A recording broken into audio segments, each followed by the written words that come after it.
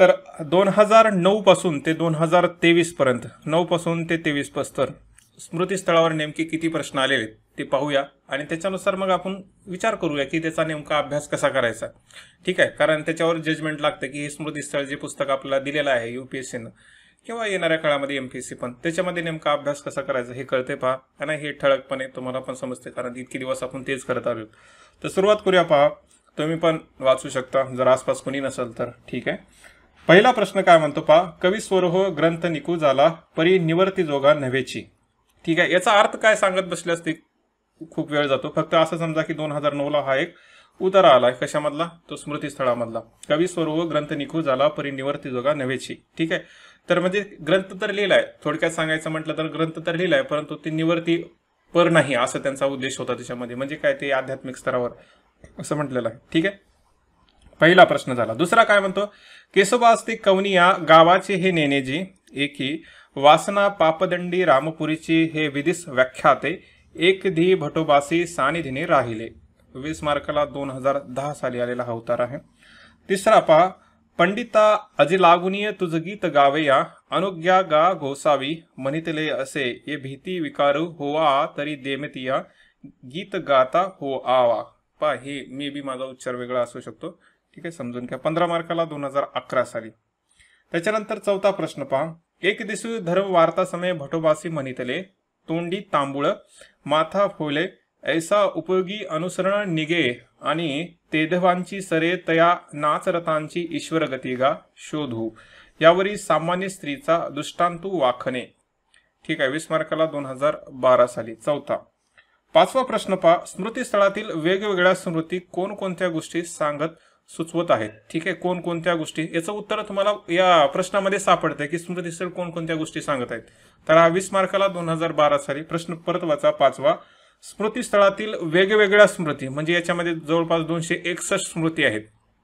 ठीक आहे, तर त्या स्मृती कोणकोणत्या गोष्टी सांगत आणि सुचवत आहेत असं त्याने म्हटलंय. म्हणजे असं तुम्हाला सांगायचं की 261 मध्ये नेमकं काय आहे थोडक्यामध्ये, है ना. आशय मध्यवर्ती भाग विचारला की याच्यामध्ये नेमकं काय काय सूचित करत आहेत. तर असा एक प्रश्न आहे 2012चा.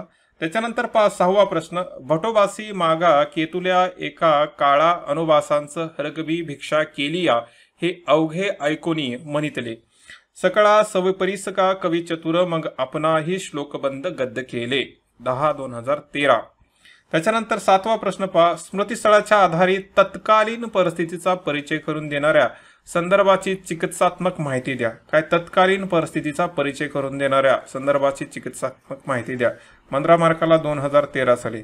ते वाना देशपांडेचं पुस्तक आहे. त्याच्यामध्ये तुम्ही जर सुरुवातीला नीट वाचला असाल तर ते तर कुठं म्हणजे काही असा आता इथं सगळ्यात मोठा संभ्रम आहे स्मृतीस्थळाचा, कारण कोणतं पुस्तक घ्यावं. बरेच प्रकाशनाचं पुस्तक आहे. तुम्ही जर मी जरी म्हटलं वाना देशपांडेचं घ्या तर त्याच्यामध्ये काही कंटेंट असतो नसतो तुम्हाला त्याच्यामध्ये पाहायला मिळते. काही लोकांनी त्याच्यावरच बरंच PhD वगैरे केलेली आहे. असे बऱ्याच गोष्टी आहेत. त्याच्यामुळे खरं तर हा संभ्रम आहे. परंतु एक आणखी पुस्तक आहे पहा, ते पुस्तक स्मृतीस्थळच आहे पहा, अनमोल प्रकाशनचं आहे.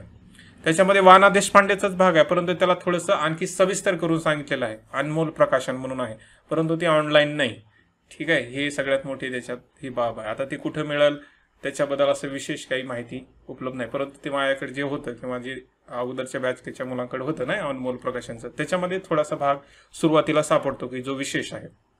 ठीक आहे, त्याच्यामुळे तो संभ्रम येतो.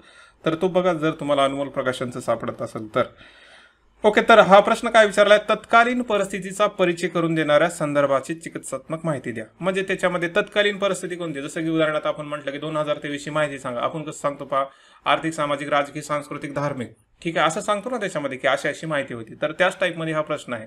ओके, तर 7वा झाला. 8वा प्रश्न पहा, स्मृतीस्थळाच्या भाषाशैलीचे वैशिष्ट्य शोधानं स्पष्ट करा. मग हे वाङ्मयाच्या दृष्टिकोनातून. ठीक आहे, 15 मार्काला 2014 साठी भाषाशैलीचे वैशिष्ट्य.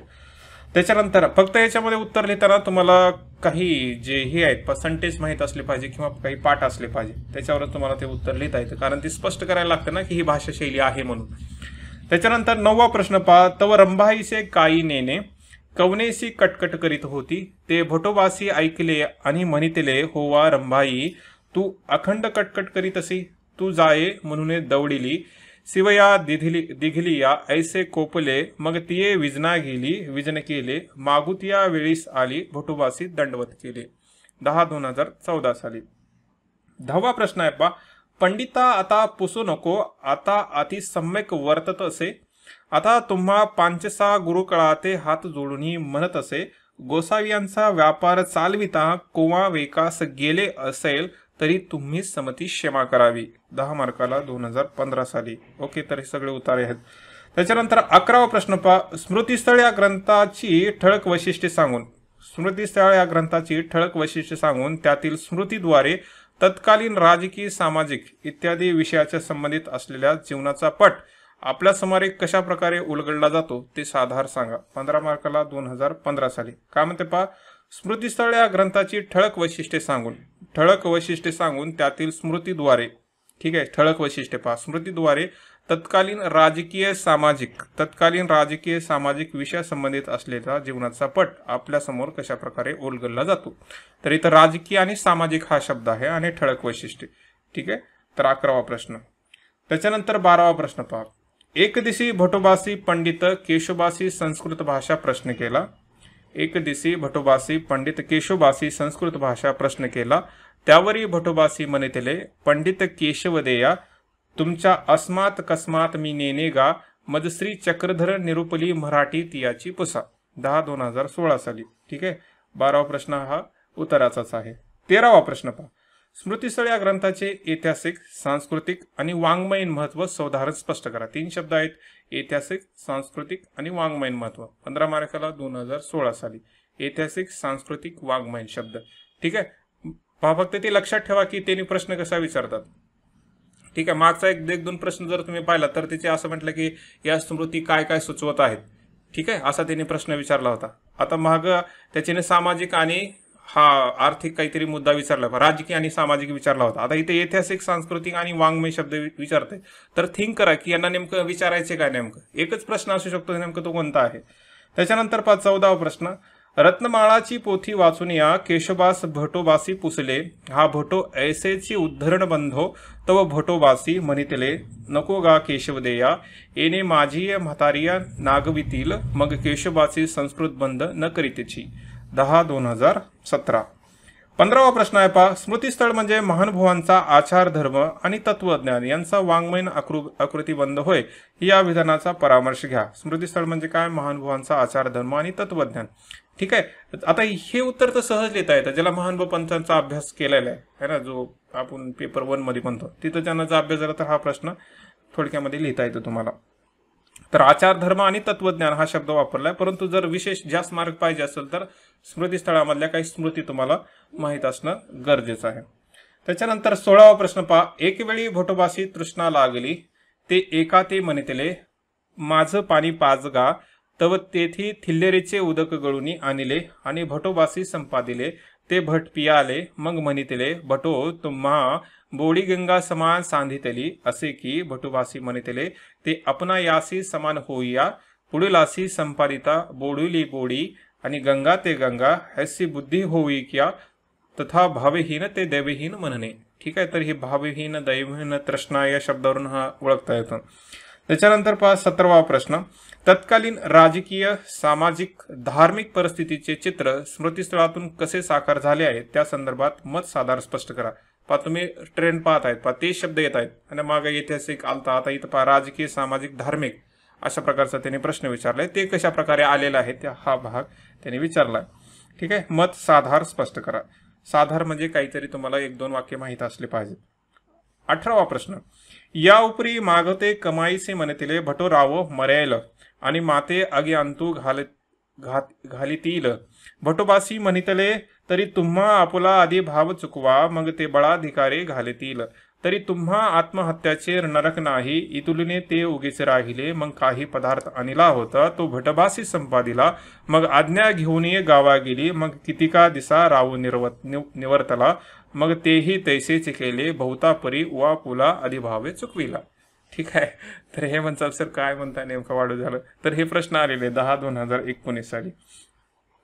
19वा प्रश्न काय म्हणतो, एक वेळी बोरीकरा भानुभट्टा भटोबासी दर्शन झाले, कवन्यापरी झाले ते नेनेजी, भटोबासनी श्रवण झाले, भिक्षा केली, भटुबासी थोर पडी येते तयाचे आधील गुरु तया नाव केसवाचे ये मग प्रकरणारूप भटुबासी भानुभट्टचे नाव कविस्वर ठेविले तैसेची प्रकरणारूप भटू ऐसे म्हणती 10/2020. ठीक आहे. 19वा प्रश्न. 20वा कोणता प्रश्न आहे पहा. सामाजिक व वाङ्मय इतिहासाच्या दृष्टीने काय शब्द आहेत. सामाजिक आणि वाङ्मय इतिहासाच्या दृष्टीने स्मृतिस्थळ या ग्रंथाचे महत्त्व विशद करा. सामाजिक आणि वाङ्मय हा शब्द आहे याच्यामध्ये. तर 15 मार्काला 2020 साली. ओके. तर सामाजिक वाङ्मय या दृष्टिकोनातून तुम्हाला ते उत्तर लिहायचे. ठीक आहे. हे काय अवघड नाही, पुस्तकामध्येच लिहिलेलं आहे, त्याने दिलेलं आहे सगळं. 21वा प्रश्न पहा. महदायसी म्हणते सृष्टीमध्ये देव दुर्लभ का देवा ते आठवी ते दुर्लभ शोधू मग तया ते खाली ठेवून भिक्षा मागितली. 10/2011. 22वा प्रश्न पहा. स्मृतिस्थळात या ग्रंथाची वैशिष्ट्ये लिहून महानव संप्रदायातील त्याचे महत्त्व विशद करा. म्हणजे या ग्रंथाचे वैशिष्ट्य म्हणते आणि त्याच्यानंतर संप्रदायातील महत्त्व विशद करा. 15 मार्काला 2021 साली. ठीक आहे. म्हणजे स्मृतिस्थळाचं महत्त्व काय. त्याच्यानंतर 23वा प्रश्न पहा. स्मृतिस्थळ या ग्रंथात यादवकालीन सामाजिक राजकीय ऐतिहासिक आणि सांस्कृतिक जीवन संदर्भ सहज भावाने साकारलेले दिसतात. साधार लिहा. सामाजिक राजकीय ऐतिहासिक सांस्कृतिक या तिन्हीला विचारले पाहिजे. त्याने थोडं लिहावं लागेल तुम्हाला. जीवन संदर्भ सहज भावाने साकारलेले दिसतात. साधार लिहा. 15 मार्काला 2022 साली. 24वा प्रश्न. एक वेळे एक ब्राह्मण भटोबासी पुसले. हा भटो तुमची मूर्ती झळझळीत दिसत असे तरी तुम्हा काही त्रिकाळ स्नान करिता. तव भटोबासी म्हणितले 25 वर्षे भिक्षा झाली परी ते लागुनी उष्णवाणी अन शीतलवणी अंगी लावली नाही. तव तेने म्हणितले तरी हे कैसे भटो. भटोबासी म्हणितले गगनी तारांगणे झळझळीत दिसती ते काही तयाचे मंदिर झळकते की अवतील आहे ते झळकताय. भटोबासी म्हणितले तैसे माझिया राजमंदिरामध्ये वस्तू आहे ती क्रीडात आहे म्हणून माझी मूर्ती झळकती. या 10/2022 साली. ठीक आहे. जर नीट वाचला तर तरी पण अर्थ कळतो पहा. म्हणजे तू जर थोडासा अभ्यास केला असाल तर, म्हणजे शब्द वगैरे तुम्हाला माहित असतील तर. ठीक आहे.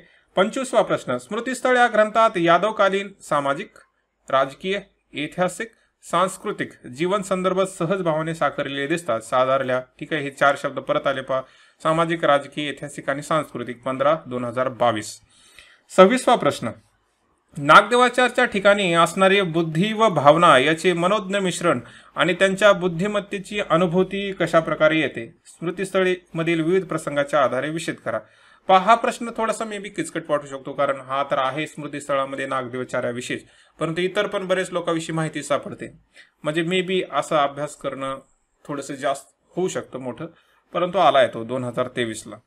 तर हा म्हणजे नागदेवचाराविषयी प्रश्न विचारला असं तुम्हाला डायरेक्ट समजलं पाहिजे. बाकी काही का म्हणा त्याच्यामध्ये. त्याच्यानंतर 27वा प्रश्न 2023चा जो उतारा आलेला आहे. या उपरी मागवते कमाईसे म्हणते भटो राव मरेल. परत आला की नाही हा. आणि माते अगे अंतू घालतील भटोबासी म्हणितले तरी तुम्हा आपुले अधिभाव चुकवा मग ते बळाधिकार घालतील तरी तुम्हा आत्महत्येचे नरक नाही. इतुलनिया त्या उगीच राहिली मग काही पदार्थ आणला होता तो भटोबासी संपादिला. मग आज्ञा घेऊन गावा गेली मग कित्येका दिवशी राव निवर्तला मग तेही तैसेची केले पाहिजे. तैसेची केले बहुता परी आपुल्या अधिभाव चुकविला परी एरी बळाधिकाऱ्याची केला. तर 10 मार्काला 2023. तर हा कोणता आहे पहा की स्मृतिस्थळ आहे ना. तर याच्यावर किती तब्बल 27 प्रश्न आले. किती तुम्हाला आकडा मोठा वाटत आहे ना. म्हणजे असं समजूपेक्षा जेवढे काही या गद्यामध्ये पुस्तक आहे त्याच्यामध्ये सगळ्यात जास्त प्रश्न कशावर आलेले आहेत तर स्मृतिस्थळावर प्रश्न आलेले आहेत. ठीक आहे. म्हणजे या 27 प्रश्नाला जर आपण एकत्रित करून विचार जर केलं की याच्यातून थीम काय बाजूला पडते, म्हणजे या सगळ्या प्रश्नाचा विचार करून जे 15 ते 20 मार्क आलेले आहेत, कारण 10 मार्काची थीम कुठून काढा, कारण ते सगळं पुस्तकामध्येच असतं त्याच्यात. ठीक आहे. जे 15 ते 20 मार्काला आलेले प्रश्न आहेत त्याच्यातून आपण जर बाजूला सगळं काढलं तर आपलं असं सापडतं पहा, जे तुम्हाला स्क्रीनवर पण दिसतंय. तर ते असं आहे, म्हणजे प्रश्नाचं विश्लेषण जर केलं आहे ना, कारण ते महत्त्वाचं ठरतं. तर या 27 प्रश्नामध्ये एकच थीम महत्त्वाची आहे ना. तुम्ही म्हणाल की सर एवढे प्रश्न आहेत आणि एकच थीम कशी, तर ती आहे पहा, त्याचं नाव आहे समकालीन स्थिती. त्यांनी त्या पुस्तकाच्या द्वारे एवढंच विचारायचा प्रयत्न करतात की स्मृतिस्थळ जेव्हा काही लिहिलं गेलं होतं त्या काळची समकालीन स्थिती कशी होती. मग ते कसं विचारतील पहा की सामाजिक स्थिती सांगा, राजकीय स्थिती सांगा, ऐतिहासिक स्थिती सांगा, धार्मिक सांगा, किंवा त्याला ते सांस्कृतिक शब्द वापरतात.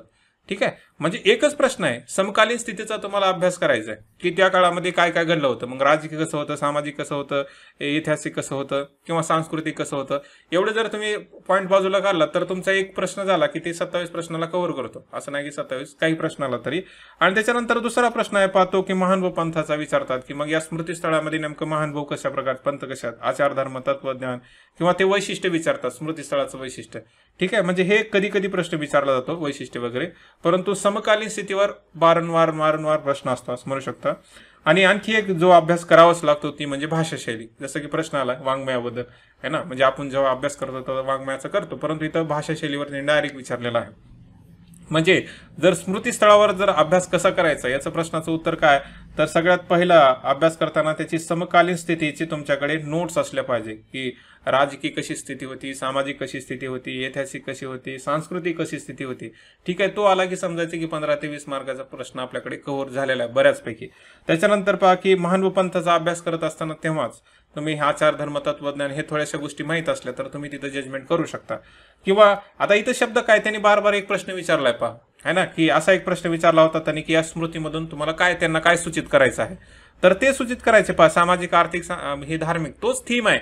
त्याच्यानंतर त्यांनी प्रश्न विचारला की वैशिष्ट्य लिहा. म्हणतात ना की या स्मृतीस्थळाचे वैशिष्ट्य लिहा. वैशिष्ट्य काय असतात पहा, तेच असतात ना, सामाजिक आर्थिक धार्मिक हेच असतात. म्हणजे असं काही वेगळा काही प्रश्न नसतो, फक्त ते तुम्हाला समजलं पाहिजे की एकच प्रश्न आहे. त्यांनी फक्त ते आलटून पालटून तसा विचारतात की वैशिष्ट्य लिहा. मग वैशिष्ट्य काय लिहिणार तुम्ही दुसरे त्याच्यात ना, म्हणजे व्यक्तिविषयी भाग आहे, सामाजिक घडामोडी सापडतात, राजकीय सापडतात, ऐतिहासिक दृष्टिकोनातून महत्वाचं आहे, वाङ्मयीन दृष्टिकोनातून महत्वाचं आहे, असंच तुम्हाला त्याच्यामध्ये लावावं लागेल. म्हणजे जे प्रश्न विचारतात तेच आहे पहा. म्हणजे मुख्यतः तुम्ही जर विचार केला तर एकच प्रश्न आहे या स्मृतीस्थळावर, एकच आहे, फक्त तो तुम्हाला समजला पाहिजे एकच आहे म्हणून. ठीक आहे, ती म्हणजे समकालीन स्थिती. मग ते राजकीय सामाजिक काही का असणं ते विचारतात. ठीक आहे, तर अभ्यास करताना हे आपण असा अभ्यास करणार आहोत. आणि मार्काच्या दृष्टिकोनातून जर विचार केला तर पहा की तुम्हाला चार्ट दिसतोय 2009 पासून ते 2023चा. तर कमीत कमी 10ला विचारतात आणि जास्तीत जास्त 25 मार्काला आहे ना. म्हणजे 10 मार्काला एक 15 मार्काला प्रश्न येतो, 20 मार्कावर तुरळक प्रश्न येतो, पर 15ला तर येतोच. ठीक आहे, जर तुम्ही ट्रेंड पहा 2013 पासून ते 2023 पस्तर 25 आहे. फक्त एक जर 2019 साल सोडला तर सगळे वर्षी है ना, दरवर्षी 2 प्रश्न असतात. एक असतो उत्तरा, दुसरा असतो 15 मार्काचा फिक्स. आणि तो 15 मार्काचा प्रश्न फिक्स असतो. 10 मार्काचा तुम्हाला तो अभ्यास करावा लागतो.